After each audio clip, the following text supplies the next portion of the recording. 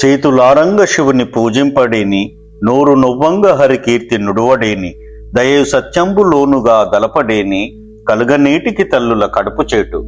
పలికెడిది భాగవతమట, పలికించు విభుండు రామభద్రుండట. నే బలికిన బౌహరమగునట, పలికెద వేరుండుగాత పలుకగనేల. నేను పలికేది భాగవతమట, నా చేత పలికించే విభుడు ఆ రామచంద్రుడట. అలా పలికితే మళ్ళీ పుట్టుక లేకుండా పోతుందంట. సరే, అలాగే పలుకుతాను. మరో కథ నేనెందుకు చెప్పాలి, భాగవతమే చెబుతాను.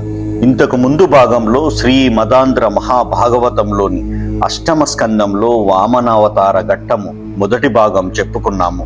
అదే విధంగా బ్రహ్మదేవుడు అదితి గర్భంలో ఉన్న ఆ శ్రీ మహావిష్ణువుని జన్మించమని ప్రార్థిస్తూ ఉండడం కూడా చెప్పుకున్నాము. మరియు ఆ బ్రహ్మదేవుడు, మహాత్మా, దేవతలు చిరకాలంగా స్వేచ్ఛ లేక అక్కడ ఇక్కడ పడి ఉన్నారు, వారికి సంతోషం కలిగించడానికి అదితి గర్భం నుండి వేగంగా బయటకు రావయ్యా అని బ్రహ్మదేవుడు ఆ విష్ణుమూర్తిని ప్రార్థిస్తూ ఉన్నాడు. ఇంకా బ్రహ్మదేవుడు ఈ విధంగా విన్నవించుకుంటున్న సమయంలో రవి మధ్యాహ్నమునం చరింప గ్రహతారా చంద్ర భద్రస్థితిన్ శ్రావణ ద్వాదశి నాడు శ్రోణ అభిజిత్ సంజ్ఞాత లగ్నంబునన్ భువనాధీశుడు పుట్టె వామనగతిం పుణ్యవ్రతోపేతకున్ దివిజాధీశ్వరు మాతకుం పరమ పాతివ్రత్య విఖ్యాతకున్. పరమ పతివ్రతగా ప్రసిద్ధి చెందినది, పవిత్ర వ్రతాన్ని చేపట్టినది అయిన ఆ దేవేంద్రుని తల్లి అదితికి లోకాధీశుడైన హరి వామనావతారంగా భాద్రపద శుద్ధ ద్వాదశి నాడు చంద్రుడు శ్రవణ నక్షత్రంలో ఉండగా, సూర్యుడు మధ్యాహ్నం నందు సంచరిస్తూ ఉండగా, గ్రహాలు నక్షత్రాలు చంద్రుడు చక్కని స్థితిలో ఉండగా అభిజిత్తు అనే లగ్నంలో జన్మించాడు పరీక్షిత్తు మహారాజా. అతడు పుట్టినప్పుడు శంఖ చక్ర గదా కమలాలతో కూడిన 4 చేతులు ఉన్నాయి. పసుపు పచ్చని వర్ణం గల వస్త్రం ధరించి ఉన్నాడు. మకర కుండలాలతో చెక్కిళ్ళు ప్రకాశిస్తూ ఉన్నాయి. వక్షస్థలంపై శ్రీవత్సం ఉంది. కన్నులు పద్మాల వల ఉన్నాయి. నిరంతరము శోభాయమానంగా ఉండే తుమ్మెదలు మోగుతున్న వనమాల ఆయన మెడలో అలరారుతూ ఉంది. మణిమయమైన బంగారు ఒడ్డానం, భుజకీర్తులు, కిరీటం, హార నూపూరాలు ఒప్పారుతున్నాయి. కంఠమునందు అందమైన కౌస్తుభరత్నం మెరుస్తూ ఉంది. అందరికీ మనోహరంగా కనిపిస్తున్నాడు ఆ విష్ణుమూర్తి. వామనుడు పుట్టగానే యక్షులకు, గరుడునికి, దేవతలకు, సిద్ధులకు, నాగాధీశులకు చింత తెలిగిపోయింది. సాధ్యులు, చారణులు, మునీషులు, బ్రహ్మ విద్యాధరులు సంతోషించారు. సూర్యచంద్రుల కాంతి హెచ్చింది. కిన్నరులు, కింపురుషులు, గంధర్వులు గీత వాద్యాలతో ఆకాశంలో గంతులు వేశారు. దిక్కుల కావిరివాసెను నెక్కువ నిర్మలతనుందె నేడు పయోదల్ నిక్కమయ నిలిచె ధరణియు జుక్కల త్రోవయును విప్రసుర సేవ్యములై. దిక్కులలోని కావిరంగు కరిగిపోయింది. సప్త సముద్రాలు ఎక్కువ నిర్మలత్వాన్ని పొందాయి. భూమి ఆకాశం బ్రాహ్మణులతో దేవతలతో సేవింపబడి యథాతథంగా నిలిచాయి. దేవతలు పూలవానలను దట్టంగా కురిపించారు. ఆ పూలతేనెల తుంపరులు రేగి పుప్పడి రొంపితో భూభాగమంతా కప్పివేయబడింది. అటు పిమ్మట ఈ మహానుభావుడెట్లింత కాలంబు నుదరమందు నిలిచియుండెననుచు అదితి వెరుగుపడే ఆనంద జయశబ్దములను కశ్యపుండు మొగిను తుంచె. ఈ మహానుభావుడు కడుపులో ఎలా ఇంతకాలం నిలిచి ఉన్నాడు అనుకుంటూ అదితి ఆశ్చర్యపడింది. కశ్యపుడు ఆనందంతో జయ జయ ధ్వనులతో స్తుతించాడు. అంతలో ఆ ఈశ్వరుడు ఆయుధాలతో అలంకారాలతో కూడిన తన దివ్య రూపాన్ని విడిచిపెట్టి రూపాంతరాన్ని గ్రహించాడు. కపట బ్రహ్మచారి వలె ఉపనయనం చేసుకునే వయసువానిగా వామన బాలకునిగా మారిపోయాడు. తల్లి దగ్గర చేరి కొడుకు వలె సముచితమైన మాటలు పలుకుతూ క్రీడించాడు. అప్పుడు అదితి కూడా కొడుకును చూడడం వలన కలిగిన ఆనంద పారవశ్యంతో అతన్ని ముద్దులాడింది. ననుగన్న తండ్రి నా పాలి దైవమా, నా తపఫలంబా, నా కుమార, నాదు చిన్నవడుగా, నా కుల దీపక, రాగదయ్య భాగ్య రాశివగుచు. నాకన్న తండ్రి, నా దైవమా, నా తపఫలమా, నా కుమార, నా కులదీపక, నా చిన్నవడుగా, నా అదృష్ట రాశి, ఇలా రావయ్యా. అన్నారమ్మని దగ్గర జన్నుల పాలేరు వారు సంశ్లేషణి అయి చిన్నారి మొగము నివురుచు కన్నారం చూచె కన్న కడుపయ్యుంటన్.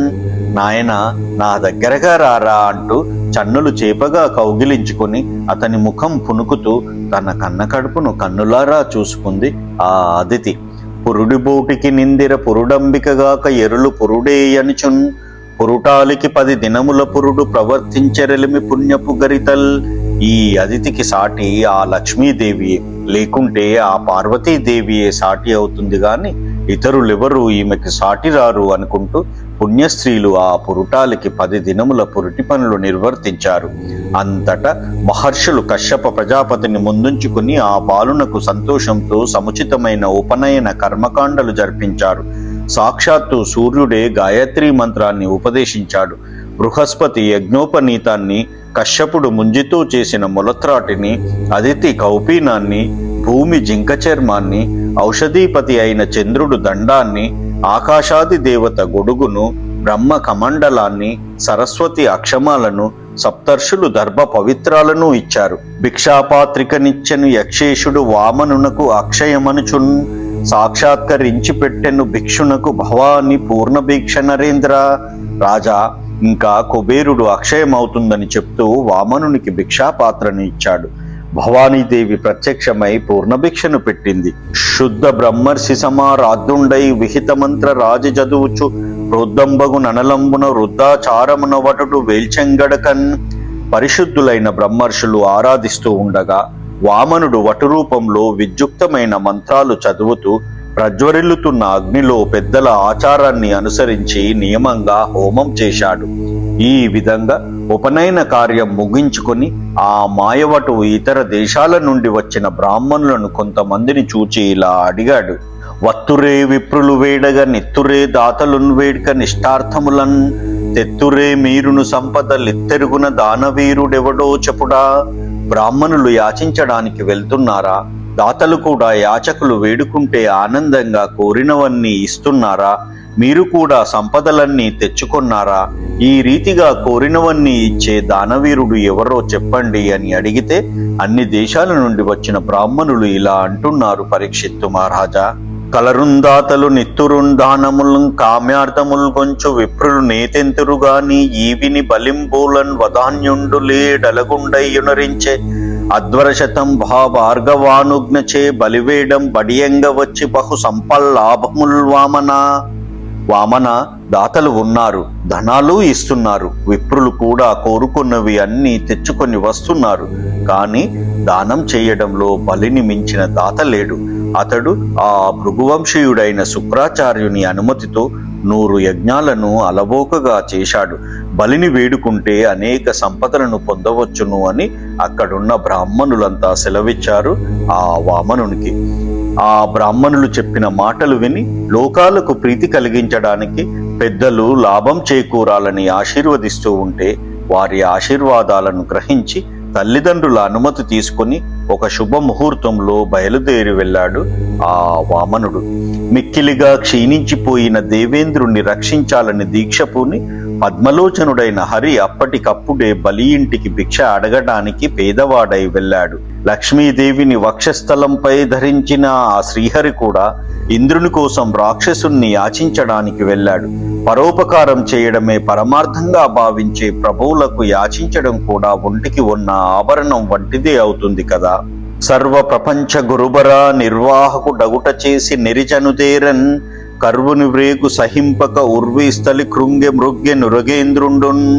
సమస్త లోకాల భారాన్ని భరించేవాడు కావడం వలన అతడు బయలుదేరగానే ఆ బ్రహ్మచారి యొక్క భారాన్ని సహించలేక భూమి కుంగిపోయింది. ఆదిశేషుడు ఒరిగిపోయాడు. పరీక్షిత్తు మహారాజా, ఇలా వెళ్ళి వటుడు దారిలో నర్మదా నదిని దాటాడు.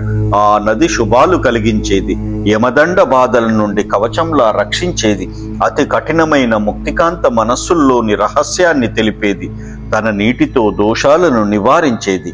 అలా నర్మదను దాటి తీవ్రమైన తేజస్సు గల ఆ బ్రహ్మచారి బలి యొక్క యజ్ఞవాటికని చూశాడు. అక్కడ రాక్షసులు పెద్దగా మాట్లాడుతూ సందడిగా చేస్తున్నారు. ఆ యాగానికి పిలువబడిన ఉద్దండులైన మునీశ్వరులకు దేవతలు భయపడుతున్నారు. ఆ యాగశాల ద్వారం ముందు ఏనుగులు, గుర్రాలు, సైన్యాలు ఉన్నాయి. ఆ యాగశాలలోని హోమకుండం నుండి వెలువడిన పొగలు సూర్యుని రథానికి ఉండే గుర్రాలను కప్పివేస్తున్నాయి. అటువంటి దానవేంద్రుని అశ్వమేధ యాగశాలను చూచి దానిని సమీపిస్తున్న సమయంలో అక్కడి సభ్యులు అతనిని చూశారు, అంటే ఆ వామనుణ్ణి చూశారు. శంభుండో హరియో పయోజ బహుండో చండాశుండో వహ్నియో దంబాకారత వచ్చగాక ధరణిన్ దాత్రి సురుడెవ్వడి శుంభోచ్యత నుండి మనోజ్ఞతనుడంచున్ విస్మయ భ్రాంతులై సంభాషించిరి బ్రహ్మచారిగని తత్సభ్యుల్ రహస్యంబుగన్. శివుడో హరియో బ్రహ్మయో కాకపోతే సూర్యుడో అగ్నియో మారువేషంతో భూమిపైకి బ్రాహ్మణుడిగా వచ్చి ఉంటాడు. మెరిసిపోతూ అందంగా ఉన్న ఈ బ్రాహ్మణుడు ఎవడు అని అతన్ని చూచిన సభ్యులు ఆశ్చర్యంతో భ్రమపడి రహస్యంగా తమలో తాము అనుకుంటూ ఉన్నారు. గుజగుజలు ఓవువారును గజబిజిబడువారు జాల గలకలపడుచున్ గజబిజి ఎయిరి సభాస్థలి ప్రజలెళ్లను పొట్టివడుగు బాపనిరాకున్. పొట్టివాడైన ఆ బ్రహ్మచారి రాకతో సభాస్థలంలో ఉన్న ప్రజలందరూ గుసగుసలాడుకుంటూ గజిబిజి పడుతూ కలవరపడుతూ గందరగోళానికి గురయ్యారు రాజా. ఇంకా అలా వారు ఉన్న సమయంలో వామనుడు బలి సమామండపాన్ని చేరవచ్చాడు. ఏనాడు పుట్టుకే ఎరుగని ఆ పొట్టి బ్రహ్మచారి అదితి కొడుకు సిరికి ఆటపట్టు అయిన వామనుడు అందరి మన్ననలు పొందాలనే వేడుకను పూని కొంతసేపు ఆ సభలో తిరగసాగాడు.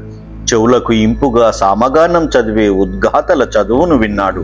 మంత్రతంత్రార్థాలకు సంబంధించిన భావాలను చెప్పే హోతల దగ్గర కాసేపు ఉన్నాడు. హోమాగ్ని కుండలాలలో ఉన్న దక్షిణాగ్ని, గార్హాపత్యం, అవహనీయం అనే 3 అగ్నులను ప్రజ్వరిల్ల చేస్తున్న యాజకుల సమూహాన్ని చూశాడు. సమర్థతతో అనేక విధాలైన యాగ విధానాలను చెప్తున్న సభ్యులను చేరుకున్నాడు. ఇలా కొంతసేపు అక్కడ విహరించాడు. వెరచుచు వంగుచు రాలుచు నరిమరి గుబురుల కుంజనుచు హరిహరి అనుచున్ మరగుచు నులుకుచు దిరదిరగురు మట్టపు బొట్టిబడుగు కొంత నటించన్. కుదిమట్టంగా ఉన్న ఆ బాలవటుడు భయపడుతూ వినయంగా వంగి వాలిపోతున్నట్లుగా తడబడుతూ జనుల గుంపులలో దూరుతూ హరిహరి అంటూ చాటుగా ఉలికి పడుతున్నట్లుగా కొంతసేపు నటించాడు. కొందరతో చర్చించును కొందరతో జటలు సెప్పు గోష్ఠింజేయుం గొందరతో తర్కించును గొందరతో ముచ్చటలాడు కొందర నవ్వున్. కొందరితో చర్చలు జరిపాడు, కొందరితో కలిసి జటలు చెప్పాడు, గోష్ఠి చేశాడు, కొందరితో తర్కించాడు, కొందరితో ముచ్చటలాడాడు, కొందరిని చూచి నవ్వుకున్నాడు. ఇలా ఇంకా రకరకాలుగా అందరికీ అన్ని రూపాలతో కనిపించి వినోదించాడు. వెడవెడ నడకలు నడుచుచు నెడనెడనడు గిడగ నడరి ఇలదిగబడగా బుడిబుడి నొడువులు నొడుపుచు జడిముడి తడబడగవడుగు సేరెన్రాజున్. ఒక్కొక్కసారి దగ్గరగా అడుగులు వేసుకుంటూ గునగున నడిచాడు. ఒక్కొక్కసారి భూమి దిగబడేలా దూరంగా అక్కడక్కడ ఒక్కొక్క అడుగు వేశాడు. ఒక్కొక్కసారి బుడిబుడి మాటలు మాట్లాడుతూ ఉన్నాడు. ఇలా సంభ్రమంతో తడబడుతూ ఆ వటువు రాజును చేరుకున్నాడు. ఇలా దగ్గరకు చేరి ఆ మాయాభిక్షువు రాక్షస రాజును చూచి ఇలా అంటూ ఉన్నాడు. స్వర్గలోకంలో ఇంద్రాగ్ని యమాది దిక్పాలురందరి యొక్క గర్వాన్ని పోయేలా చేసినవాడు, లోభాసక్తి ఏ మాత్రం లేనివాడు, అనేక యజ్ఞాలు వ్రతాలు చేసి దాన నైపుణ్యాన్ని ప్రకటించినవాడు, దేవతా వనితల మనోభేదనం చేయడం వలన కలిగిన అధికమైన వెన్నెల వంటి కీర్తి కలవాడు, తాను సత్యం కరుణ ధర్మం వీటితో విలసిల్లే మూర్తి ఇతడేనా ఆ దానవ చక్రవర్తి అని చెప్పి దర్భ పవిత్రాలు అక్షతలు కల కుడి చేతిని చాచి ఇలా ఆశీర్వదించాడు. ముల్లోకాలను పరిపాలించే అధికారం కలవాడు, చిరునవ్వుతోనే దేవేంద్రుని నశింపజేసినవాడు, చక్కని పదవిలో వ్యవహరించేవాడు, మునీంద్రులు కూడా కొనియాడే శుభప్రదమైన యాగ విధానాలలో విహరించేవాడు, దేవతాశ్రీల మెడల్లోని బంగారు మంగళ సూత్రాలను పరిహరించేవాడు అయిన దానవలోకనాథునకు శుభమోగాక అని దీవించాడు ఆ వామనుడు బలిచక్రవర్తిని. అతడు కాళ్ళు చేతులు మొదలైన అవయవాలు ధరించిన వేద రాశిలా బలిచక్రవర్తి ముందు కనిపించాడు. అమాయకంగా ఉన్నాడు, జటలు ధరించి ఉన్నాడు, చేతుల్లో దండం గొడుగు ఉన్నాయి, చంకకు భిక్షపాత్ర వ్రేలాడుతూ ఉంది, చేతితో జల కలశం పట్టుకున్నాడు, ముఖం చందమామలా ముద్దుగొలుపుతోంది, మాయ మాటలు చెబుతూ ఉన్నాడు. అటువంటి బ్రహ్మచారిని చూచి సూర్యకిరణాల చేత కప్పబడిపోయిన గ్రహాలలా భృగువంశీయులైన బ్రాహ్మణులు వెలతెలపోయారు. వారు కూర్చున్న చోటనే లేచి నిలబడి అతనిని క్షేమం అడిగి తీయని మాటలతో ఆదరించారు. బలి కూడా నమస్కరించి తగిన పీఠం మీద కూర్చుండబెట్టి పాదాలు తుడిచి తన భార్య బంగారు చెంబుతో నీరు పోస్తూ ఉండగా ఆ వటువు యొక్క పాదాలు కడిగి తడి ఒత్తాడు. అప్పుడు పూర్వం ఏ నీటినైతే జటాజూటమునందు చంద్రుని ధరించిన దేవదేవుడు శివుడు ధైర్యంగా శిరసున ధరించాడో, బ్రహ్మచారి పాదాలు కడిగిన ఆ నీటిని పరమ మంగళమని బలి నెత్తిన చల్లుకున్నాడు. తరువాత యజ్ఞం చేస్తున్న ఆ బలి చక్రవర్తి అభ్యాగతుడైన వటువుతో ఇలా అంటూ ఉన్నాడు: రాజా, వడుగా ఎవ్వరి వాడవెవ్వడు సంవాస స్థలం బెయ్యదియ్యడకు నీ వెరిదెంచుటన్ సఫలమయ్యను వంశమున్ జన్మం ఉంగడు ధన్యాత్ముడనైతి నీ ముఖము యోగ్యంబయ్యే నా కోరికల్ కడతేరెన్ సుహతంబులయ్యే శికులుం కళ్యాణ మిక్కాలమున్. బ్రాహ్మణ కుమార, నీవెవరవు? ఎవరి పిల్లవాడవు? ఎక్కడ ఉంటావు? ఇక్కడికి నీవు రావడం వలన నా వంశము జన్మము కూడా సఫలం అయ్యాయి. నేను మిక్కిలి ధన్యుణ్ణయ్యాను. ఈ యజ్ఞం పవిత్రమయ్యింది. నా కోరికలు తీరాయి. అగ్నులు కూడా చక్కగా వేల్వబడినాయి. ఈ సమయం చాలా శుభప్రదమైనది అంటూ వరచేలంబులో మాడలో ఫలములో వన్యంబులో గోవులో హరులో రత్నములో రథంబులో విమృష్టాన్నంబులో కన్యలో కరులో కాంచనము నికేతనములో గ్రామంబులో భూములో ధరణి ఖండము తాక ఏ మడిగెదో ధాత్రి సురేంద్రోత్తమ బ్రాహ్మణోత్తమ, మంచి వస్త్రాల, బంగారు నాణాల, పండ్ల, అడవిలోని సంపెదల, గోవుల, గుర్రాల, రత్నాల, రథాల, సుష్టు అయిన ఆహారమ, కన్యలు, ఏనుగుల, బంగారమ, ఇళ్ళ, గ్రామాల, భూముల, భూమి ఖండమ, ఇవేవి కాక ఇంకేమైనా అడుగు, నేనిస్తాను అని విరోచనుని కొడుకు బలి ధర్మబద్ధంగా అడిగాడు ఆ వామనుణ్ణి. ఆ మాటలు విని సంతోషించి ఆ వామనుడు ఇలా అన్నాడు: ఇది నాకు నిలవని ఏ రీతి బలుకుతూ ఒకచోటనక ఎందు నుండనేర్తు ఎవ్వని వాడనంచేమని పలుకుతూ నాయంత వాడనై నడవనేర్తు నీ నడవడి అని ఎట్లు వక్కానింతు పూని ముప్పోకల భోవనేర్తు అది నేర్తునది నేర్తునని ఏల చెప్పంగా నేర్పులన్నీయూ నేననేర్తు నొరులుగారు నాకు నొరులకు నేనవుతూ నొంటివాడ జుట్ట మొకడు లేడు సిరియుదొల్లిగలదు చెప్పద నాటంకి సుజనులందరుచు సొచ్చియుందు. ఇది నా చోటు అని ఎలా చెప్తాను? ఒక చోటు అంటూ లేదు. ఎక్కడైనా ఉంటాను నేను. ఫలానా వారికి చెందినవాడనని ఎలా అంటాను? నా అంతట నేనై తిరుగుతూ ఉంటాను. ఇలాగే నడుచుకుంటాను అని ఎలా చెప్పగలను? ఏ రీతిగా అయినా నడుచుకోగలను. నాకు అది వచ్చును ఇది వచ్చును అని చెప్పడం ఎందుకు? నేర్పులన్నీ నా సొత్తే.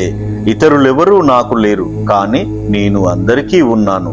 నేను ఒంటరివాడిని, చుట్టాలు ఎవరూ లేరు. సిరి పూర్వం ఉండేది. నా నివాస స్థానం చెబుతాను, అది తరచుగా సజ్జనులలోనే నేను చేరి ఉంటాను అని. ఆ సంగతి అలా ఉండని. జననాథ, నీ మాట సత్యంబు సత్కీర్తిదంబు గులార్హంబు ధర్మయుతము కరుణానువర్తులు ఘనసత్వమూర్తులు గాని మీ కులమందు కలుగరులు రణభీరువులు వితరణ భీరువులు లేరు ప్రత్యర్థులర్దులు ప్రబ్బికొనిన దాన శౌండిమమిన దనుపు దురధికులై మీ తాతలందరూ మేటి మగలు మీ కులంబునందు మెరియ ప్రహ్లాదుండు మింటి చంద్రమాడికి మేలి రుచుల ప్రతిత కీర్తితోడ భవదీయ వంశంబు నీర రాశి భంగి నెగటిచుండు. రాజా, నీ పలుకులు నిజం, నిర్మలమైన కీర్తిని కూర్చేవి, కులోచితమైనవి, ధర్మబద్ధమైనవి. మీ వంశంలో దయతో నడుచుకునేవారు, గొప్ప తత్వం మూర్తీభవించిన వారు తప్ప ఇతరులెవరూ పుట్టలేదు. శత్రువులు యాచకులు చుట్టుముట్టిన యుద్ధానికి గాని దానానికి గాని భయపడిన వారు లేరు. ఒళ్ళెరగకుండా దానం చేసి అందరికంటే అధికంగా యాచకులను తృప్తిపరుస్తారు. మీ తాతలందరూ మహాపరాక్రమవంతులు. మీ వంశంలో పుట్టిన ప్రహ్లాదుడు సత్కీర్తిలో ఆకాశంలోని చంద్రుని వంటివాడు. నీ వంశం ప్రఖ్యాతి చెందిన కీర్తితో సముద్రం వలె ఉప్పొంగుతూ ఉంటుంది. పూర్వం మీ తాత హిరణ్యాక్షుడు లోకాలన్నింటినీ జయించి గదను ధరించి భూలోకంలో తనకు ఎదురు నిలిచే శత్రువు ఎవరూ లేనట్లుగా తిరుగుతూ ఉంటే విష్ణువు వరాహ రూపంతో అతన్ని సంహరించాడు. అతని సోదరుడు హిరణ్యకశిపుడు ఆ వార్త విని హరి పరాక్రమానికి ఆశ్చర్యపడి అతని జయాన్ని బలాన్ని పరిహసించి వెంటనే వేగంగా ఆ రాక్షసాంతకుని మందిరానికి వైకుంఠానికి వెళ్ళాడు. శూలాయుధాన్ని చేతిలో పట్టుకుని యమునిలా వస్తున్న ఆ రాక్షసుని చూచి కాలాన్ని గుర్తించిన వాడు కాబట్టి విష్ణువు మాయాశీలుడై తన మనసులో ఇలా అనుకున్నాడు: ఇతనికి ఎదురు వెళ్లి యుద్ధంలో జయించడం సాధ్యం కాదు ఇప్పుడు. అలా కాక ఎక్కడికైనా పోదామంటే ప్రాణులందరికీ భయం కలిగిస్తూ మృత్యువులా వారి వెంట పడతాడు అనుకొని కార్యదక్షుడైన పద్మాక్షుడు ప్రత్యక్షంగా ఏమీ చేయడానికి జంకి సూక్ష్మ రూపంతో ఊపిరి పీల్చే రంధ్రం ద్వారా ఆ హిరణ్యకశిపుని హృదయాంతరాలంలోకి ప్రవేశించాడు. అంతా ఆ రాక్షసరాజు వైకుంఠానికి వెళ్లి హరి కోసం వెతికాడు. అతడు కనబడక కోపం పట్టలేక భూమి, ఆకాశాలు, స్వర్గం, దిక్కులు అన్నింటా వెతకాడు. భూమిలోని రంధ్రాలను, సముద్రాలను పరికించాడు. పట్టణాలు శోధించాడు. అడవులన్నీ గాలించాడు. పాతాళ లోకాన్ని పరీక్షించాడు.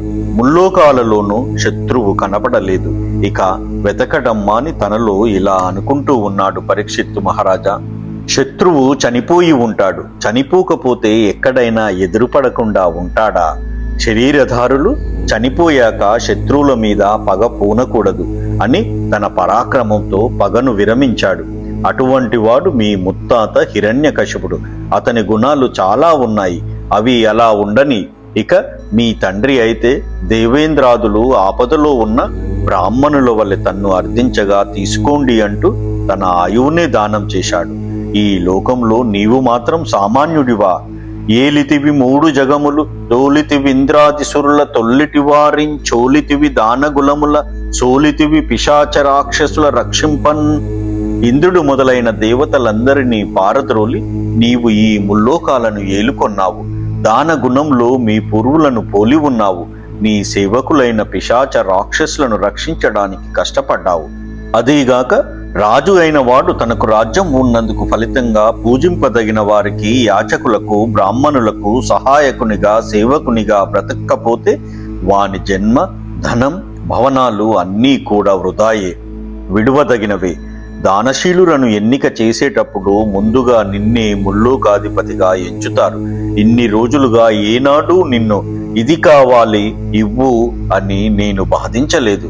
ఒంటివాడ నాకు నొకటి 2 అడుగుల మేర ఇమ్ము, సొమ్ము మేరయొల్ల కోర్కెదీర బ్రహ్మ కూకటి ముట్టెద దాన కుతుక సాంద్ర దానవేంద్ర.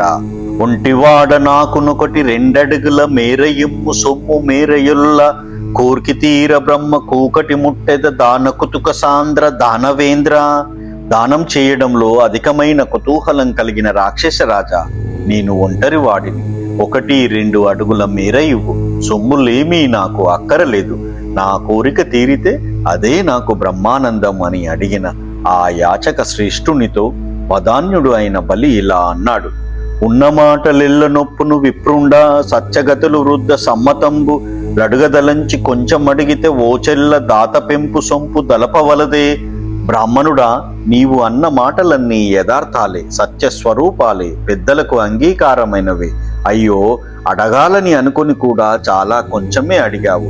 అడిగేటప్పుడు దాత గొప్పతనం, ఖ్యాతి గురించి ఆలోచించవద్దా అని ఇంకా ఇలా అన్నాడు.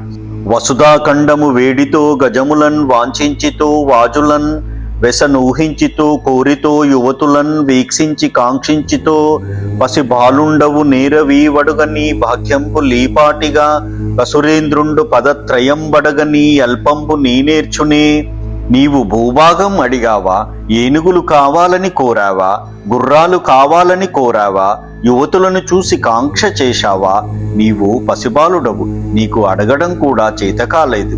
నీ అదృష్టం ఇంతటిది. అయినా 3 అడుగులు అడిగితే దానవరాజు ఇంత తక్కువ ఎలా ఇయ్యగలుగుతాడు అనగానే ముఖంలో చిరునవ్వు మొలకెత్తగా ఆ బ్రహ్మచారి గృహస్థు అయిన బలితో ఇలా అన్నాడు.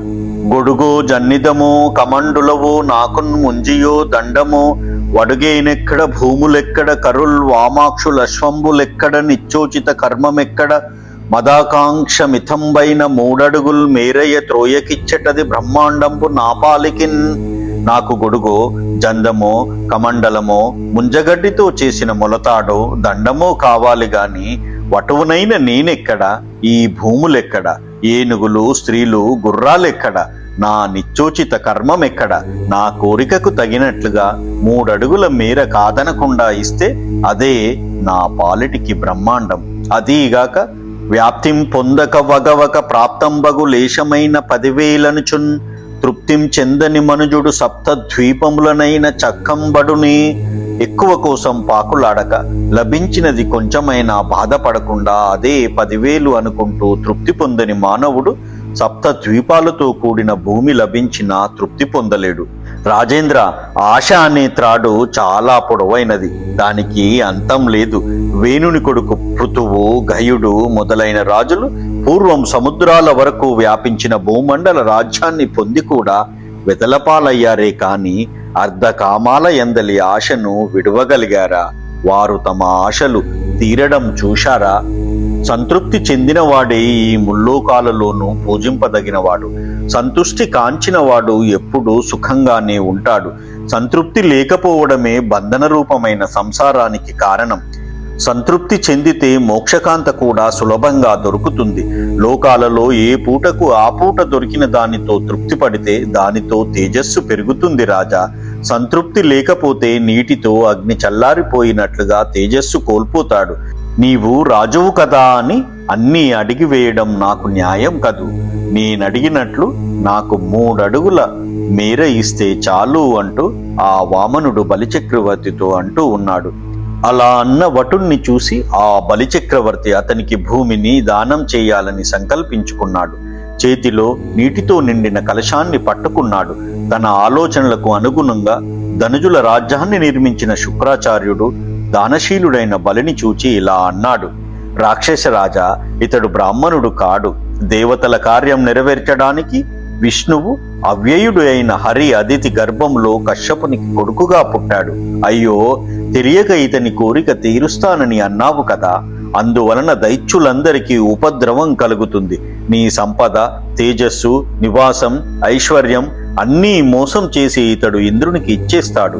నిశ్చయంగా లోకాలన్నింటినీ 3 అడుగులతో అఖిల శరీరుడై ఆక్రమించుకుంటాడు. నీ యావద్ధనం విష్ణువు పరం చేసి దరిద్రునిలా ఎలా బ్రతుకుతావు నీవు? 1 అడుగుతో భూమిని, ఒకదానితో స్వర్గాన్ని త్రొక్కి పైకి సాగిన ఆకృతితో దిక్కులు, ఆకాశం కూడా ఆక్రమించి అంతా తానై చూడశక్యం కాకుండా ఉన్నప్పుడు నీవు ఇంకా ఎక్కడికి పోతావు చెప్పు?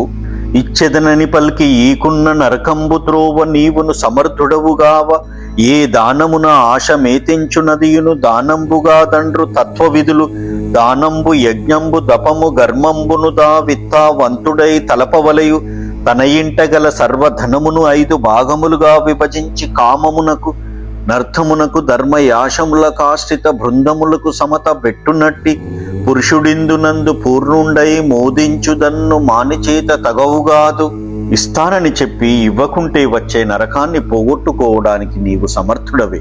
పైగా తత్వవేత్తలు ఏ దానం వలన నాశనం కలుగుతుందో అది దానమే కాదు అన్నారు. దానం, యజ్ఞం, తపస్సు, కర్మ ఏదైనా గాని తాను ధనవంతుడై ఉన్నప్పుడే తలపెట్టాలి. మానవుడు తన వద్దనున్న ధనాన్ని 5 భాగాలుగా విభజించి దానిని కోరికలు తీర్చుకోవడానికి, తిరిగి ధనం ఆర్జించడానికి, ధర్మ కార్యాలు చేయడానికి, కీర్తిని సంపాదించడానికి, ఆశ్రితులను ఆదరించడానికి సమానంగా ఉపయోగించాలి. అలా చేసిన వాడే ఇహలోకంలోనూ పరలోకంలోనూ సంపూర్ణంగా ఆనందం పొందగలడు. తన్నుమాలిన ధర్మం మంచిది కాదు అంటూ శుక్రుడు ఆ బలిచక్రవర్తికి చెబుతూ ఉన్నాడు. అంతేగాకుండా ఈ విషయంలో పెక్కు విధాలుగా చెప్పబడిన ఋగ్వేద ఋషులు చెప్పిన అంశం ఒకటి ఉంది, శ్రద్ధగా విను అని ఆ శుక్రుడు చెబుతూ ఉన్నాడు. రాజా, ఇస్తానని చెప్పి అంగీకరించి సమస్తం కోల్పోతున్న సమయంలో లేదు నేనివ్వను అంటే అది అసత్యం కాబోదు. దేహేంద్రియ మనస్సులతో కూడిన ఆత్మ అనే వృక్షానికి అసత్యమే మూలం. అసత్యం మూలంగా ఉంటే ఆత్మవృక్షం నశించదు. ఇది నిజం. సత్యం అనేది ఆత్మవృక్షానికి పువ్వులు, పండ్లు వంటివి. చెట్టే బ్రతకనప్పుడు అవి కూడా నశించిపోతాయి. పువ్వులు, పండ్లు వంటివి నశించి పస చెడిపోయినా మూలం ఉన్నట్లయితే వృక్షం వృద్ధి పొందుతుంది. కీడు గలగకుండా, కొరత పడకుండా, అగౌరవం పొందకుండా ఉండేలా దానం చేసే పురుషుడు నశించడు. మంచి నడత కలవాడా, అలా కాక చక్కని సత్యంతోనే కూడి ఉండాలనుకునే నీ ధనం అంతా యాచకునకు ఇచ్చివేస్తే ఇక నీకు ఏమీ మిగులదు. సర్వమైన చోట సర్వధనంబులు నడుగ లేదటంచు నృతమాడు. చెనటి పందనేమి సెప్ప ప్రాణముతోటి శవమువాడు వాని జన్మమేలా. అయితే సమస్త ధనాలు అంతటా నిండి ఉన్న చోట అడిగినప్పుడు లేదని అబద్ధం చెప్పేవాడు దుష్టుడు, పిరికివాడు. ఇంకేముంది చెప్పడానికి. వాడు ప్రాణాలతో ఉన్న పీనుగు, వాడి జన్మ వ్యర్థం. ఇంకా ఈ విషయంలో ఇంకొక విషయం ఉంది, వివరిస్తాను విను. రాజా, ఆడువారి విషయంలోనూ వివాహ సందర్భాలలోనూ ప్రాణానికి గాని ధనానికి గాని గౌరవానికి గాని భంగం కలిగేటప్పుడు భయపడిన గోవులను బ్రాహ్మణులను రక్షించేటప్పుడు అసత్యం ఆడవచ్చు. దాని వలన పాపం కలగదు. కులమున్ రాజ్యమున్ తేజమున్ నిలుపుమీ కుబ్జుండు విశ్వంబరుండలతిపోడు త్రివిక్రమ స్ఫురణవాడై నిండు బ్రహ్మాండముంగలడే మాన్పనొకడు నా పలుకులాకర్ణింపు కర్ణంబులన్ వలదీదానము గీనము పనుపుమా వర్ణిన్ వదాన్యోత్తమా. నీ వంశాన్ని రాజ్యాన్ని తేజస్సును నిలబెట్టుకో. ఈ పొట్టివాడు విష్ణువు తేలికగా పోయేవాడు కాదు. 3 అడుగులతో విక్రమించి బ్రహ్మాండమంతా నిండిపోతాడు. అప్పుడు మాన్పడానికి ఎవనికి సాధ్యం కాదు. నా మాటలు చెవిని పెట్టు. ఈ దానం గీనం ఏమీ వద్దు. ఉత్తమ దానశీలి, ఈ వటువును పంపించి వెయ్యి అని ఇలా తన మేలు కోరి చెబుతున్న కుల పురోహితుణ్ణి చూచి క్షణకాలం కన్నులు మూసుకొని కీర్తిగాంచిన ఆ బలిచక్రవర్తి ఇలా అంటూ ఉన్నాడు.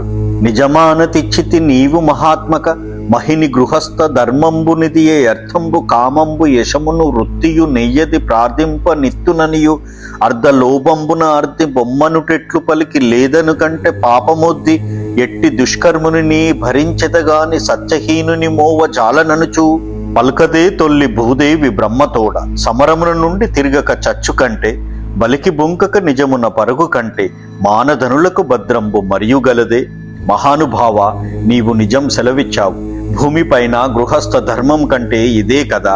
అర్థం కామం కీర్తి జీవనోపాధి ఇందులో ఏది అడిగినా ఇస్తానని చెప్పి ధనలోభం చేత యాచకుని పొమ్మనడం ఎలా?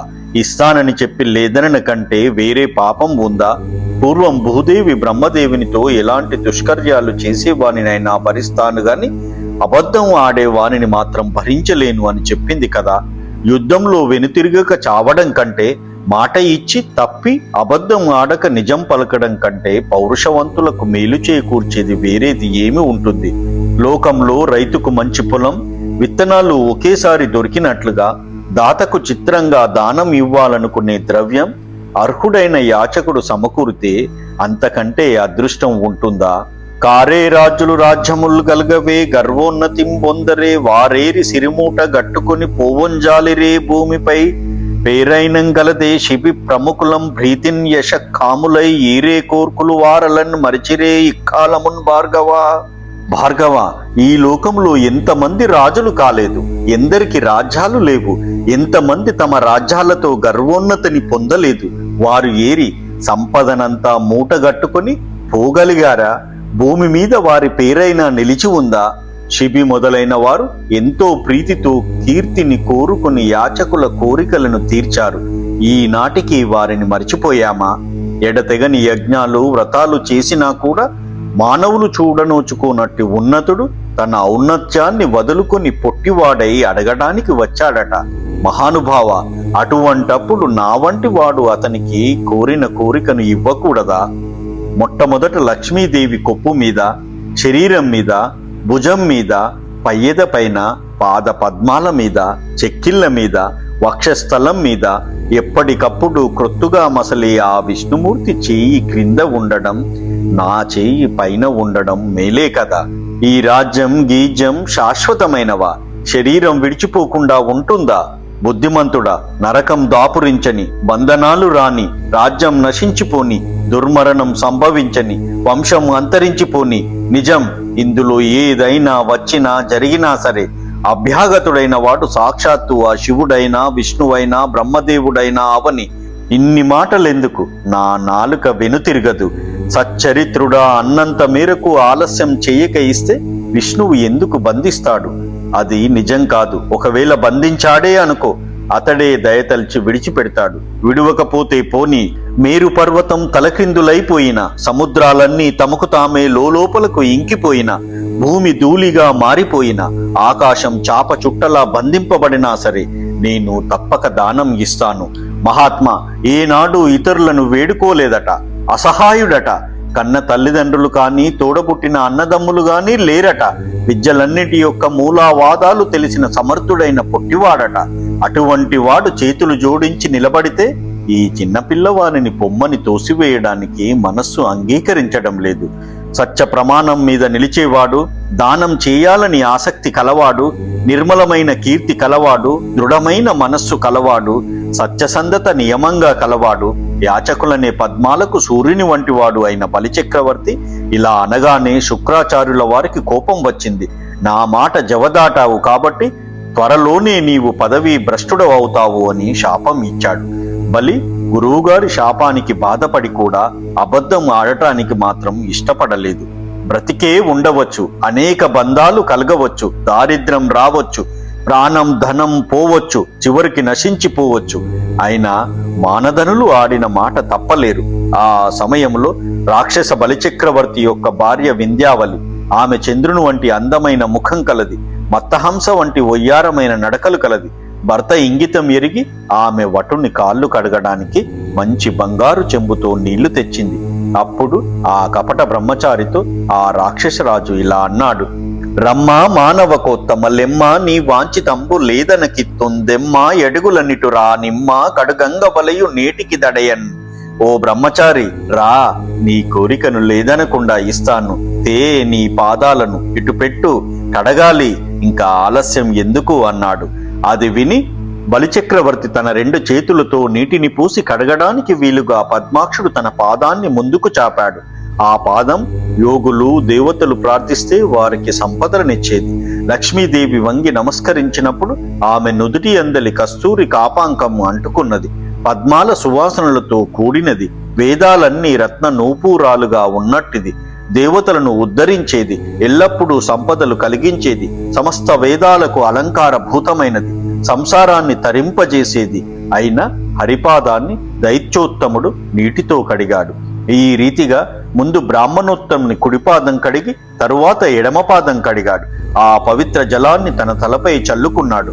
ఆచమనం చేసి దేశకాలాలను పరిగణిస్తూ సంకల్పం చెప్పాడు: బ్రాహ్మణోత్తముడవు, ప్రసిద్ధంగా వ్రతనియమం పూనినవాడవు, విష్ణు స్వరూపుడవు, వేద ప్రామాణ్యానికి నిధి అయిన వాడవు అయిన నీకు 3 అడుగుల నేలను దానం చేస్తున్నాను అంటూ బలిచక్రవర్తి వేగంగా ప్రారంభించి చేయి చాచి ఆ వడుగును పూజించి బ్రహ్మ సంతసించుగాక అని ధారపోశాడు. అది చూచి లోకమంతా ఆశ్చర్యపడింది. శుక్రాచార్యుడు నీటి ధార పడకుండా కలశ రంధ్రానికి అడ్డుపడి ఆపుతున్నాడని తెలుసుకొని హరి దర్భకొనతో శుక్రాచార్యుని కంటిని పొడిచాడు. దానితో అతడు ఒంటికంటి వాడయ్యాడు. ఆ సమయంలో బలిచక్రవర్తి చేతుల నుండి అడ్డు లేకుండా ధారగా పడుతున్న పవిత్రమైన ఆ నీటి బిందువులకు లక్ష్మీపతి తన చేతిని పట్టాడు. ఆ చెయ్యి ఇంద్రుని జయించిన రాక్షసుల శిరస్సులను ఖండించేది, రమాదేవిని ఆకర్షించడంలో మేటి అయినది, లక్ష్మీదేవి శిరోజాలచే సేవింపబడేది, శ్రీదేవి స్తనాగ్రముల యందు సంచరించేది. బలి వదిలిన ఆ నీటి ధారను పద్మాక్షుడు స్వీకరించాడు. ఆ ధార ముని జనుల నియమాలకు ఆధారమైనది. రాక్షస వనితల కన్నుల నుండి నీటిధారను పుట్టించేది, బలిచక్రవర్తిని నిరాధారుని చేసేది. ఆ వచ్చినవాడు పద్మనాభుడైన హరి అని తెలిసి కాలం దేశం అనుకూలం కావని గ్రహించి శుక్రుని మాటలు విని తాను సర్వనాశనం అవుతానని తెలిసి కూడా ఇతడు అర్హుడు, ఈ దానం తగినది అనుకొని బలిచక్రవర్తి దానం చేశాడు.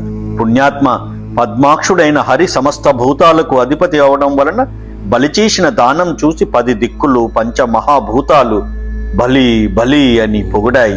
భూమిని దానం చేసేవాడు, దానిని కోరికతో పుచ్చుకునేవాడు ఇద్దరూ పాపరహితులై 100 ఏళ్లు ఇంద్రలోకంలో ఆనందంగా క్రీడిస్తారు. కనుక ఏ దానం కూడా భూదానానికి సాటిరాదు. నీవు భూమిని దానం చేశావు కాబట్టి 2 లోకాలలోనూ కీర్తిని పుణ్యాన్ని పొందు అని చెప్పి కపటవటుడు ఇంకా ఇలా అన్నాడు: ఇది ఏమి వేడితని నీ మది మగవక ధారవోయుమా, సత్యం పెంపొందగ గోరిన అర్థం విధి ఇచ్చుట ముజ్జగంబులిచ్చుట మాకున్. ఇది ఏమిటి ఇలా అడిగాడు అని నీ మనసులో ఏ మాత్రం చింతించక ధారపోయుము. మాట నిలకడ కలిగేలా కోరిన అర్థాన్ని ఇవ్వడం అంటే అది మా పాలిటికి ముల్లోకాలు ఇచ్చినట్లే.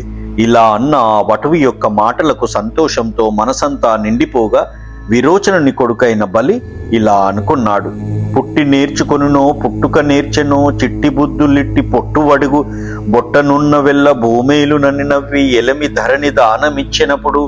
ఈ పొట్టి బ్రహ్మచారి పుట్టాక నేర్చుకున్నాడు, పుట్టక ముందే నేర్చుకున్నాడు. ఇలాంటి చిట్టిబుద్ధులు ఇతనికి పుట్టలోనే ఉన్నాయి, అన్నీ మాయలు అని నవ్వుకున్నాడు. సంతోషంగా అప్పుడు భూమిని దానం చేశాడు. గ్రహాలు, మునీశ్వరులు, సిద్ధులు, గంధర్వులు, కిన్నరులు, యక్షులు, పక్షులు, దేవతలు, నాగేంద్రులు అతని ఔన్నత్యాన్ని కొనియాడారు. పూలవాన కురిపించారు, దేవదుందుబులు మ్రోగాయి. ఈ రీతిగా వటువు నీటి దారను గ్రహించి దానం తీసుకున్నాడు. ఇంతింతై వటుడింతయై మరియు దానింతై నభో వీధిపైనంతై తోయద మండలాగ్రమున కల్లంతై ప్రభారాశిపైనంతై చంద్రునికంతయై ధ్రువినిపైనంతయై మహార్వాటిపైనంతై సత్య పదోన్నతుండగుచు బ్రహ్మాండంత సంవర్ధి అయి. తీసుకున్న వెంటనే ఆ వటువు ఇంతవాడు అంతవాడై అంతవాడు మరింతవాడై తాను అంత ఎత్తు పెరిగాడు. ఆకాశ వీధి పైన అంతవాడై మేఘ మండలాల చివరిని దాటి అల్లంతవాడై పాలపుంతను దాటి పెరిగి చంద్రుని కంటే ఎత్తుగా ఎదిగి ధ్రువుణ్ణి మించిపోయి మహర్లోకాన్ని దాటి సత్యలోకం వరకు పెరిగి బ్రహ్మాండం అంతా ఆవరించేలా పెరిగిపోయాడు.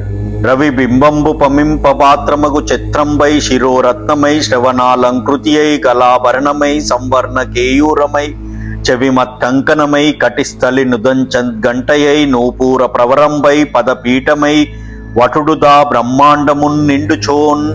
వటుడు బ్రహ్మాండమంతా నిండేటప్పుడు అతనికి సూర్యబింబాన్ని ఉపమానంగా తీసుకుంటే అది మొదట అతనికి చక్కని గొడుగులా అమరింది, తరువాత తల మీద రత్నంలా అనిపించింది. క్రమంగా సూర్యబింబం అతనికి చెవి కుండలంలా, మెడలో ఆభరణంలా, బంగారు భుజకీర్తిలా, ముంజేతికి కాంతులీని కంకణంలా, కటి ప్రదేశంలో మెరిసిపోయే గంట వలె, పాదాలకి నూపూరంలా, చివరికి పాదపీఠంలా అమరినట్లు అనిపించింది.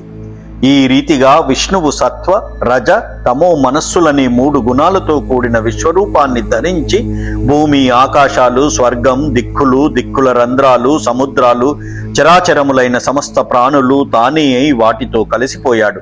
క్రమక్రమంగా భూలోకం కంటే పొడవై భువర్లోకాన్ని దాటి సువర్లోకాన్ని మించిపోయి మహర్లోకం దాటి జనలోకం పైకి కూడా దాటి తపోలోకాన్ని మించిపోయి సత్యలోకం కంటే ఉన్నతుడై ఎడాలు, మూలలు, సందులు, రంధ్రాలు లేకుండా నిండిపోయి మహాదేహం ధరించాడు పరీక్షిత్తు మహారాజా.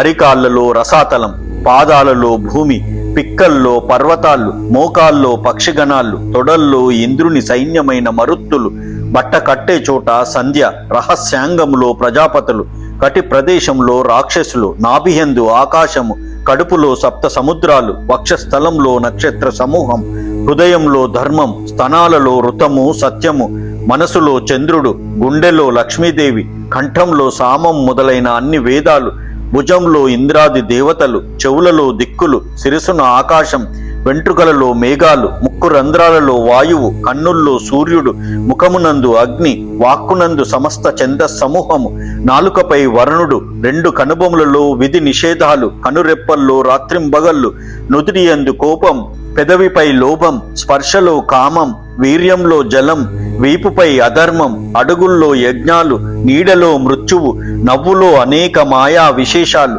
రోమాలలో ఓషధులు, నాడుల్లో నదులు, గోళ్లల్లో రాళ్ళు, ప్రాణాలలో దేవర్షి సముదాయం, శరీరంలో చరాచర ప్రాణి సముదాయం కలవాడై కనిపించాడు రాజా. అప్పటి అతని రూపం మేఘంలా ధ్వనించే శంఖం, సుదర్శన చక్రం, కౌమోదకి అనే గద, నందకం అనే ఖడ్గం, అక్షయ బాణి, తూణీరాది ఆయుధాలతో ప్రకాశిస్తూ ఉంది. అతడు నంద సునందులు, జయ విజయులు మొదలైన పరిచర సేనా వాహినితో కూడి ఉన్నాడు. అమేయమైన తేజస్సుతో విరాజిల్లుతున్నాడు. బ్రహ్మాండమంతా అతనికి శరీరాచ్ఛాదనంగా కనిపిస్తూ ఉంది. అలా విజృంభించి ఒక పాదంబున భూమింగప్పి దివి వేరుంటన్ నిరోధించి యొండొకటన్ మీద జగంబులెల్లదొడి నుండింటిన్ విలంఘించి పట్టక బ్రహ్మాండ కటహం బగిలి వేండ్రంబై పరులు గానరాకొకటై వాగ్రు గలభ్యుడై హరి విభుండొప్పారె విశ్వాకృతిన్. ఒక్క అడుగుతో భూమిని కప్పివేశాడు, ఇంకొక దానితో స్వర్గలోకాన్ని ఆక్రమించాడు, ఇంకొక అడుగుతో పై లోకాలన్నింటినీ వెంటనే ఒకదాని వెంట ఒకటిగా దాటిపోయాడు. ఇంకా పట్టకపోవడం చేత బ్రహ్మాండ భాండం పగిలి వేడెక్కిపోయింది. ఇక ఇతరులెవరూ కనిపించక తానొక్కడే అయ్యాడు. చూడడానికి చెప్పడానికి అలివి కాకపోయాడు. విపుడైన హరి అటువంటి విశ్వాకృతితో అలరారాడు. రాజా, ఆ త్రివిక్రమ స్వరూపంలో ఒక పాదం కింద ఉన్న భూమి పద్మాన్ని అంటుకున్న కొద్దిపాటి బురదల అందంగా ఉంది. ఇంకొక పాదం మీదున్న ఆకాశం పద్మం మీదికి వాలిన తుమ్మెదలా అలరారింది. ఆ సమయంలో జగములెల్ల దాటి చనిన త్రివిక్రము చరణ నకర చంద్ర చంద్రికలను బొనుగు వడియ సత్యమున బ్రహ్మ తేజంబు దివసకరుని రుచుల దివ్యవోలే. లోకాలన్నీ దాటి వెళ్లిన త్రివిక్రముని యొక్క చంద్రుని వంటి కాలి గోళ్ల వెన్నెల చేత సత్యలోకంలోని బ్రహ్మ తేజస్సు సూర్యకాంతి ముందు దివిటిలా మరుగున పడిపోయింది.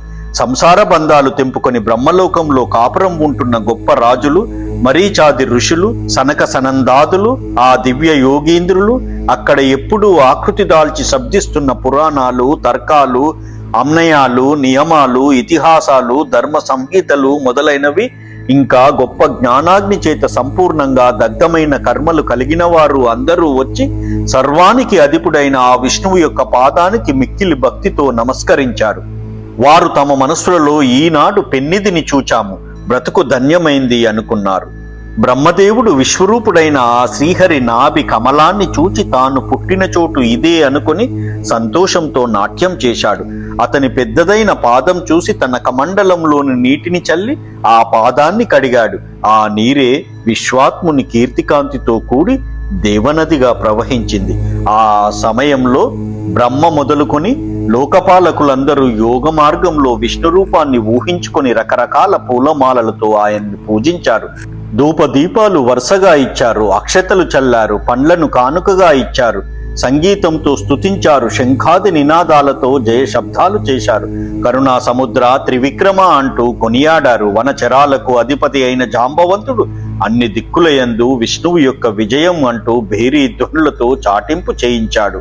అన్ని జగంబుల దానయ్యున్న జగన్నాథుని జూడనుగి భావింపం కన్నందక మనమందక సన్నుతులం చేసినప్పుడు సభ్యులు బలియన్. అన్ని లోకాలు తానై ఉన్న ఆ జగన్నాథుడు చూడడానికి కన్నులకు అందడం లేదు, భావించడానికి మనసుకు అందడం లేదు. ఆ స్థితిలో బలిచక్రవర్తి అక్కడి సభ్యులు స్తోత్రాలు చేస్తూ ఉన్నారు. తరువాత మెల్లగా అతడు పూర్వంలా వామనమూర్తి అయిపోయాడు.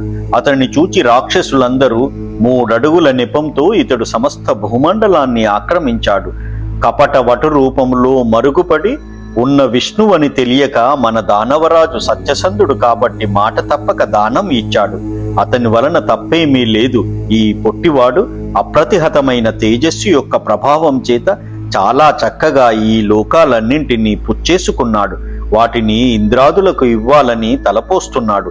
ఇప్పుడు ఈ బ్రాహ్మణుని పారిపోనీయకుండా అడ్డగించడం మన కర్తవ్యం అనుకున్నారు. ఇంద్రాది దేవతలను జయించిన హేతి, ప్రహేతి, విప్రచిత్తి మొదలైన అనేకులు రాక్షసులు వామనుని బెదిరిస్తూ గర్జిస్తూ పరాక్రమంతో యుద్ధానికి సిద్ధమయ్యారు రాజా. వారు గండ్రగొడ్డళ్ళు, పట్టిసాలు, భల్లాలు మొదలైన ఆయుధాలు ధరించి చెలరేగి దిక్కులన్నింటా ముసురుకున్నారు. అది చూచి హరి యొక్క అనుచరులు సునందుడు, నందుడు, జయుడు, జయంతుడు, విజయుడు, ప్రబలుడు, ఉద్భలుడు, కుముదుడు, కుముదాక్షుడు, తారక్షుడు, పుష్పదంతుడు, విశ్వక్షేణుడు, శృతదేవుడు, సాత్వతుడు మొదలైన దండనాదులు 10,000 ఏనుగుల బలం కలవారు తమ తమ సైన్యాలను, ఆయుధాలను కూడగట్టుకొని దానవ సైన్యాన్ని చంపాలని, వారినెదిరించి యుద్ధం చేయాలని ఉత్సాహపడుతూ ఉండడం చూశాడు బలి. తనకు శుక్రుడు ఇచ్చిన శాపాన్ని తలుచుకున్నాడు. రాక్షసులతో ఇలా అన్నాడు: రాక్షసోత్తములారా, పోరాడకుండా రండి. ఇది యుద్ధానికి తగిన సమయం కాదు. సమస్త ప్రాణులకు సంపదలు, ఆపదలు కలిగించడానికి అధిపతి అయిన దైవమే మనలను పరాభవిస్తే మనం ఏమి చేయగలం? పూర్వం మనకు రాజ్యాన్ని, దేవతలకు వినాశనాన్ని ఇచ్చి క్రమంగా దానిని తారుమారు చేస్తే ఆ దేవుణ్ణి మనం ఏమంటాం? అది మన అదృష్ట మహిమ అనుకోవాలి. మనకు భయపడి ఎన్నో మార్లు పారిపోయిన విష్ణుభటులు ఈనాడు మమ్మల్ని ఎదిరించపూనడం దైవం చేతిలోనిదే కదా. మనకు దైవం ఎప్పుడూ మంచిదైతే అప్పుడే శత్రువులను గెలుద్దాం. ఇప్పుడు వద్దు. అదీగాక రాజు తనకు బలిష్టమైన దుర్గాలు, మంత్రులు, సైన్యాలు, మంత్ర ఔషధాలు, విశేష ప్రతిభ ఉన్నప్పటికీ సామాత్యుపాయాల చేత కాలం తెలుసుకొని పోరాడడమే ఉచితం. అలా శాస్త్రం చెప్తుంది కాబట్టి యుద్ధానికిప్పుడు శత్రువులకు ఎదురు నడవడం చెయ్యదగిన పని కాదు. మనకు తగిన కాలం వచ్చినప్పుడు మళ్ళీ జయిద్దాం. శ్రమ పడకుండా తప్పుకోండి అన్నాడు ఆ బలిచక్రవర్తి. ఆ మాటలు విని రాక్షసులు భగవంతుని భటులకు భయపడి రసాతలానికి వెళ్ళిపోయారు. అంతటా శ్రీహరి మనసు తెలుసుకున్న కశ్యపుని కొడుకు గరుడు యాగ సూత్యాహుస్సున వరుణ పాశాలతో బలిచక్రవర్తిని బంధించాడు. చేతులు కాళ్ళు కట్టివేస్తే శ్రీహరి దయ కదా ఏమి చేస్తాను అనుకుని బలి ఏమాత్రం సందేహించకుండా అలాగే నిలబడ్డాడు. 10 దిక్కులయందు హాహాకారాలు చెలరేగాయి. సంపద అంతా పోయినా బలిచక్రవర్తిలో దైన్యం కంపం లేవు. పూర్వం కంటే గౌరవం, తెగువు, జ్ఞానం, ధైర్యం ఏ మాత్రం తగ్గలేదు. అటువంటి రాక్షస చక్రవర్తి బలిని చూచి వటుడు ఇలా అన్నాడు: దానవ, 3 అడుగుల నేల ఇస్తానన్నావు. భూమిపై సూర్యచంద్రులు ఎంత మేర వరకు వ్యాపించి ఉంటారో అంత భూమి కూడా నాకు 1 అడుగుతో సరిపోయింది. స్వర్గలోకం 1 అడుగు అయ్యింది. నీ సొమ్ము సమస్తం ఈనాడు 2 అడుగులు. మిగిలిన 3వ అడుగు ఇవ్వడానికి భూమి ఉందా? ఇస్తానన్న అర్థం ఇవ్వని దుర్మార్గుడు నరకానికి పోవడం నిశ్చయం. కాబట్టి కొంతకాలం దుర్గతికి పో. అలా కాక ఇస్తానంటే వెంటనే నాకు 3వ అడుగు మోపటానికి స్థలం చూపు. బ్రాహ్మణులకు అధీనమైన వానిని తొలగించడానికి బ్రహ్మదేవుడికి కూడా సాధ్యం కాదు అని వామనుడు అనగానే సత్యభంగం అయ్యిందనే సందేహం విషం పూసిన బాణంలా హృదయాన్ని ఛేదిస్తూ ఉన్నా గాని విచారం లేకుండా ప్రసన్నమైన ముఖంతో బలిచక్రవర్తి చతురుడైన ఆ పొట్టి వడుగుతో ఇలా అన్నాడు: సూనృతంబుగాని సుడియదు నా జిహ్వ బొంకజాల నాకు బొంకు లేదు. నీ తృతీయ పదము నిజము నా శిరమున నిలవు చేసి పెట్టు నిర్మలాత్మ. నా నాలుక నిజం తప్ప ఇంకేదీ పలకదు. నేను అబద్ధం ఆడలేను. నాకు అబద్ధం చేత కాదు. నిర్మలాత్మ, నిజంగా నీ 3వ అడుగు నా నెత్తిన కుదురుగా పెట్టు. దేవా, అబద్ధానికి విరిచినట్లుగా నరకానికి గాని, ఇప్పుడు ప్రాప్తించిన ఈ శిక్షకు గాని, పదవి పోయినందుకు గాని, బంధనం కలిగినందుకు గాని, ధనం నశించిందని గాని ఏ దుఃఖానికైనా భయపడను నేను. అదీగాక ఆనందరూప, తల్లిదండ్రులు, అన్నదమ్ములు, స్నేహితులు, గురువులు శిక్షిస్తే మనకు పోయేదేమిటి? తరువాతి కాలంలో మేలే జరుగుతుంది కదా. మహామదాంధులమైన రాక్షసులం మేము. మాకు సమయం చూసి రాజ్యభ్రంశం అనే జ్ఞానచక్షువును ప్రసాదించడం చేత గురువుల్లో ఆది గురువు నీవే. నీవు బంధిస్తే అది శిక్షయో, సిగ్గో, నాశనమో, బాధయో నాకు తెలియదు. పూర్వం పెక్కుమంది రాక్షసులు నిన్ను ఎదిరించి పోరాడి దేవతలు, ఆది యోగీంద్రులు పొందే స్థానాన్ని పొందలేదా? ఈశా, నీకు దుర్లభమైనది ఏదైనా ఉందా? మృత్యువు స్నేహితుడా? యముడు చుట్టమా? సేవకులు సేవించడమే పరమార్థంగా కలవారా? బ్రహ్మదేవుడు తన్ను రాతితో చేశాడా? ఈ జీవితం దృఢమైనదా? ఆహా, ఏమి ఆశ్చర్యం! ఈ మిథ్యా సంసారం చలించిపోతుందని తెలియక మూఢుడు సత్యం, దానం, దయ, ధర్మం అన్నీ వదిలివేసి దీనినే నిజమని అనుకుంటూ ఉంటాడు. చుట్టాలు దొంగలు, సుతులు రుణస్థులు, కాంతలు సంసార కారణములు, ధనములు అస్థిరములు, తనువతి చంచల కార్యార్థులన్యులు, కడచుగాలం ఆయువు సత్వరమైశ్వర్యమతి శీఘ్రమని కాదే తమ తండ్రిని అతకరించి మా తాత సాధు సమ్మతుండు ప్రహ్లాదుండు నీ పాద కమలంబు నియతి చేసి భద్రుడతనికి మృతులేని బ్రతుకుగలిగే వైరులై కాని తొల్లి మావారు కానరు అర్ధివై వచ్చి నీవు నన్నడుగుటెల్ల పద్మలోచన నా పుణ్యఫలంబుగాదే. పద్మాక్ష, చుట్టాలు దొంగలు, కొడుకులు అప్పుల వాళ్ళు, భార్యలు సంసారానికి కారణభూతులు, ధనాలు అస్థిరాలు, శరీరం అతి చంచలం, ఇతరులు తమ తమ కార్యాల కోసమే ఉంటారు. కాలం గడిచిపోతుంది, ఆయువు త్వరగా నశిస్తుంది, ఐశ్వర్యం అతి శీఘ్రంగా వెళ్ళిపోతుంది అనుకునే కదా మా తాత ప్రహ్లాదుడు తన తండ్రిని ధిక్కరించి నీ పాద పద్మాలను సేవించాడు. అతడు సాధువులకు సమ్మతుడు, పుణ్యాత్ముడు. అతనికి మరణం లేని బ్రతుకు లభించింది. పూర్వం మా వాళ్ళు వైరంతో గాని నిన్ను దర్శింపలేకపోయారు. నీవు యాచకునిగా వచ్చి నన్ను అడగడం నా పుణ్యఫలమే గదా అని అలా అంటున్న సమయంలో బలిచక్రవర్తికి తన ఎదుట ప్రహ్లాదుడు కనిపించాడు. అతడు విశాలమైన వక్షం కలవాడు, అప్పుడే విచ్చిన పద్మం వంటి కన్నులు కలవాడు, పచ్చని వస్త్రం ధరించిన వాడు, స్వచ్ఛమైన మంచి మాటలు పలికేవాడు, గొప్పదైన సంసార బంధాన్ని తెంచుకున్నవాడు, చక్కని సంపద ఇచ్చేవాడు, భక్తి అనే లతతో హరి యొక్క శ్రీపాదాలను తన వైపుకు త్రిప్పుకొన్నవాడు, దుఃఖం లేనివాడు, జ్ఞానం అనే కలతో ఉత్సాహంగా ఉండేవాడు. అటువంటి ప్రహ్లాదుడు బలి ఎదుట ప్రత్యక్షమైనాడు.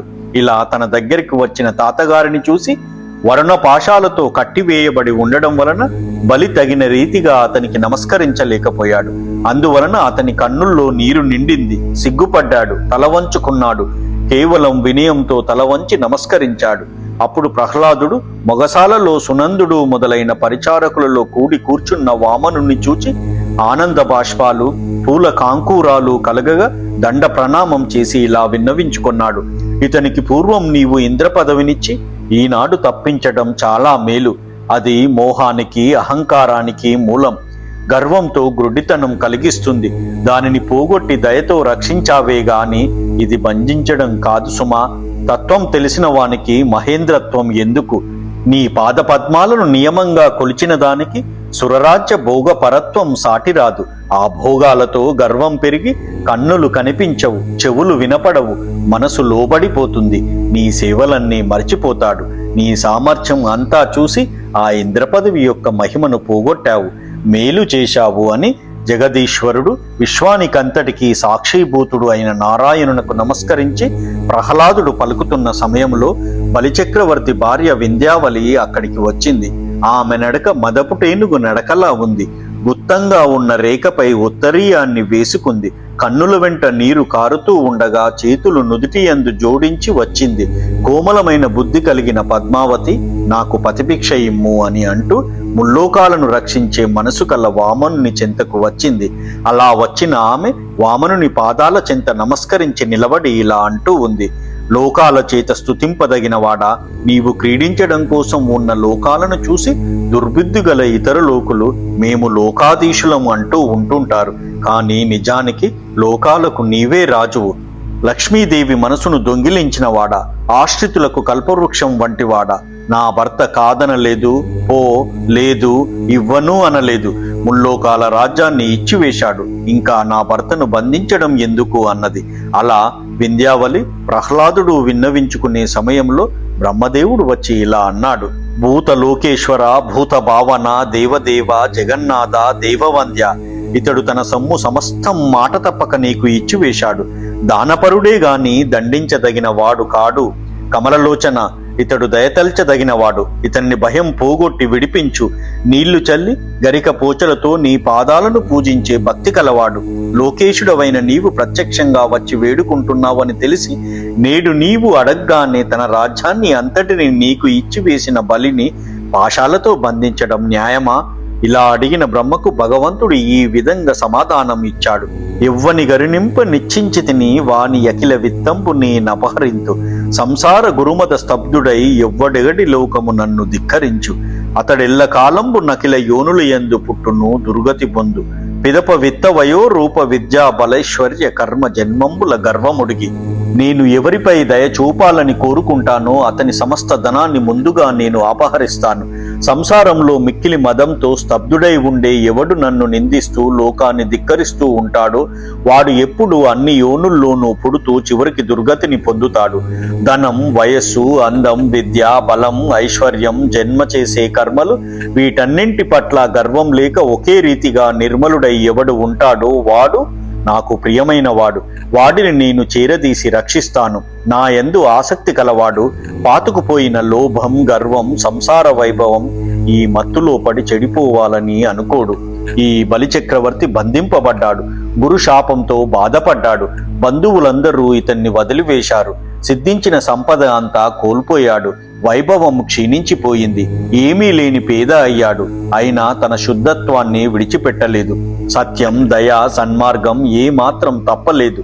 జ్ఞాని అయి జయింప శక్యం కాదని పేరు పొందిన మాయను జయించాడు. పుణ్యాత్ముడు ఇతడు అల్పుడా? రాక్షసులకు రాజైన పుణ్యాత్ముడు ఇతడు. ఇతని మర్యాద ఏ పాటిదో నేను చూద్దామని ఇలా మాట్లాడాను. ఇతడు నిజం పలికాడు. కపటం లేని నడవడిక కలవాడు. మేలుమేలు, నాకు ఇతని పట్ల మొప్పు కలిగింది. సావర్ణిమను కాలంలో ఇతడు దేవతలకు రాజైన దేవేంద్రుడవుతాడు. ఊహించడానికి కూడా వీలు కాని ఈ పదవికి ఇతన్ని నేను రప్పిస్తాను. అంతవరకు దయతో రక్షిస్తూ ఉంటాను అని చెబుతూ ఇంకా అంతవరకు వ్యాధులు, దప్పులు, నొప్పులు, బాధలు చెడి విశ్వకర్మ భావిత ధనుజ రాధిత సుతలాలయమున ఏదిత విభవమున నుండు నితడందాకన్. అంతవరకు ఇతడు వ్యాధులు, తప్పులు, ఒప్పులు, బాధలు లేకుండేలా విశ్వకర్మ నిర్మించిన రాక్షసులు ఆరాధించే సుతల లోకంలో పెంపొందిన వైభవంతో ఉంటాడు అని చెప్పి బలిని చూచి భగవంతుడు ఇలా అన్నాడు. ఇంద్రసేన మహారాజా, నీకు కుశలం. భయపడకు. నీ దానం చాలా ఉత్తమమైంది. నీవు సుతలంలో ఉండు. దేవతలు కూడా అక్కడ ఉండాలని వేడుక పడుతూ ఉంటారు. దుఃఖాలు, కష్టాలు, దుర్మరణాలు, ఆపదలు, బాధలు అక్కడ ఉండే వారికి కలగవు. నీ ఆజ్ఞ పాటించని రాక్షసులను నా చక్రం వచ్చి నరికివేస్తూ ఉంటుంది. లోకపాలకులకు నీవు అక్కడ లోబడి ఉండనక్కర్లేదు. ఇక అక్కడ ఇతరులెంత? నిన్ను ప్రతిదినం నేను వచ్చి రక్షిస్తూ ఉంటాను. దయతో నీకు దర్శనమిస్తూ ఉంటాను. దానవుల, దైత్యుల సంపర్కంతో నీకు కలిగిన అసురభావం నా ధ్యానం వలన నీకు క్రమంగా తొలగిపోతుంది. మా ఆజ్ఞపై చక్కగా సుతలంలో ఉండు అని అలా ఇలా అంటున్న మూడు మూర్తులకు మూలవేలుపు అయిన శ్రీహరి యొక్క తీయని ఇంపైన మాటలనే చెరుకు రసాధారలు కర్ణ వీధుల్లోకి వెళ్ళి లోపల బయట కూడా నిండిపోయి అడ్డుగా ఉన్న రెప్పల మాటును దాటుకొని కనుతుదలు అనే కోలకుల గొట్టాల నుండి బయటపడిన రీతిగా సంతోషంతో కన్నీరు సముద్రమై పొంగగా, గుండెలపై పూల కాంకూరాలు దట్టంగా మొలవగా, చేతులు జోడించి మిక్కుటమైన కుతూహలంతో తడబడుతూ గట్టిపరుచుకున్న మనసుతో చక్కని మాటలతో ఆ రాక్షసరాజు బలి ఇలా అంటూ ఉన్నాడు. శేషశయన, ఎన్నడూ లోకపాలకులను ఏ రకమైన దయతోనూ చూడని నీవు నేడు నన్ను గొప్పవానిని చేసి నేను బ్రతికే రీతిని చెప్పి కాపాడావు. ఈ గౌరవం, నీ దయారసం, మాటల్లోని పెద్దరికం ఇవే చాలు. నిన్ను తెలిసి పట్టుకుంటే ఆపదలు కలుగుతాయా అని పలికి హరికి నమస్కారం చేసి, బ్రహ్మకు ప్రణామం చేసి, ఈశ్వరునకు వందనం చేసి బంధ విముక్తుడై తనవారితో కలిసి బలి సుతలానికి వెళ్ళిపోయాడు. తరువాత హరి దయ చూపడంతో కృతార్థుడై వంశాన్ని ఉద్ధరించిన మనుమన్ని చూసి సంతోషించి ప్రహ్లాదుడు భగవంతునితో ఇలా అంటూ ఉన్నాడు. మంగళమయాత్మ, 4 ముఖాలు ఉన్న బ్రహ్మదేవుణ్ణి కూడా నీ అనుగ్రహాన్ని పొందలేడు. శివుడు ఈ సంపదల జాడనైనా పొందలేడు. ఇక అన్యులకెక్కడిది? అసురులమైన మాకు బ్రహ్మాదులతో పూజింపబడిన పాదాలు గల దుర్లభుడవైన నీవు దుర్గపాలుడవైనావు. నీవు అన్నింటిలోనూ ఉంటావు, అందరినీ సమానంగా చూస్తావు. అయినా పరిశీలిస్తే ఒక్కొక్కప్పుడు విషమ వృత్తితో ఉంటావు. నిన్ను కోరని వారికి ఏది ఇవ్వవు. నీ భక్తులు కోరే కోరికలను కల్పవృక్షంలా తీరుస్తావు అని చెబుతున్న ప్రహ్లాదుని చూసి పరమపురుషుడు ఇలా అన్నాడు. నాయన ప్రహ్లాద, మంచిది. నీవు చక్కగా నీ మనుమని వెంట పెట్టుకుని సుతలానికి బయలుదేరి వెళ్ళు. నేను గదను చేత ధరించి చేరి రక్షిస్తూ ఉంటే అక్కడ ఏ కష్టమూ మీకు కలగదు. ఆ తరువాత బ్రహ్మ, లోకపాలకులు అమరేంద్రునితో కలిసి విమానం మీద వామనుణ్ణి అమరావతికి తీసుకొని పోయారు. బలమైన తోడు దొరకడం వలన ఇంద్రునికి ఈ విధంగా ఇంద్రపదవి దక్కింది. తనకు గొప్పవాడైన తమ్ముడు ఉంటే అన్నకు కోరికల్లో కొరత ఎందుకు ఉంటుంది? ఇలా వామనుడు వాటా అడగలేదు, ప్రత్యుపకారం చెయ్యమని అడగలేదు, తాను ఏలుకోలేదు. భిక్ష అడిగి మరీ ముల్లోకాలను అన్నగారికి ఇచ్చేశాడు. లోకంలో శ్రమపడని తమ్ముళ్ళు దేవతల తల్లి అయిన అదితికి చివరి సంతానమైన వామనునికి సాటి వస్తారా వారు? దేవతా గణాలను కన్న అదితి కడుపు పండేలా, సమర్థుడైన పొట్టివటువును కన్నట్లుగా తల్లికి కడుపు పగిలేలా, గంపడి కొడుకులను కనడం కంటే సమర్థుడైన ఒక్క కొడుకును కంటే చాలు. ఈ రీతిగా వామనుని వలన సంపాదింపబడిన త్రిభువన రాజ్యాన్ని దేవేంద్రుడు మళ్ళీ స్వీకరించాడు.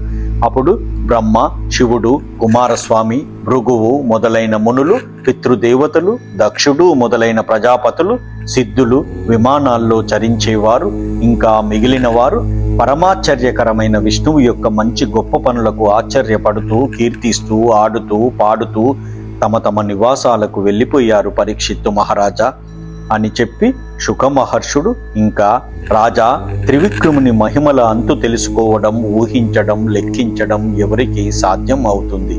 భూమి మీద ధూళి కణాలను లెక్కించే వానికి కూడా సాధ్యం కాదు, ఇక ఇతరులకు సాధ్యమా? అత్యాశ్చర్యకరమైన చరిత్రం కలవారి యొక్క విమల చరిత్ర చక్కగా భావించుకోదగింది. దానిని విన్నవాడు మంచి పరాక్రమం కలవాడై చివరకు ఉత్తమ గతులను పొంది ప్రకాశిస్తాడు. రాజా, మానవులకు, పితృదేవతలకు, దేవతలకు చెందిన పుణ్యకార్యాలు చేసే సమయాలలో ఈ త్రివిక్రముని విజృంభణలు ఎక్కడెక్కడ ఎవరెవరు కీర్తిస్తారో వారు నిత్య సౌఖ్యాలను పొందుతారు అంటూ శుక మహర్షి వామనావతార ఘట్టాన్ని ఆ పరీక్షిత్తు మహారాజుకి చెప్పాడు. దీనితో వామనావతార ఘట్టం సమాప్తం. ఓం నమో నారాయణాయ.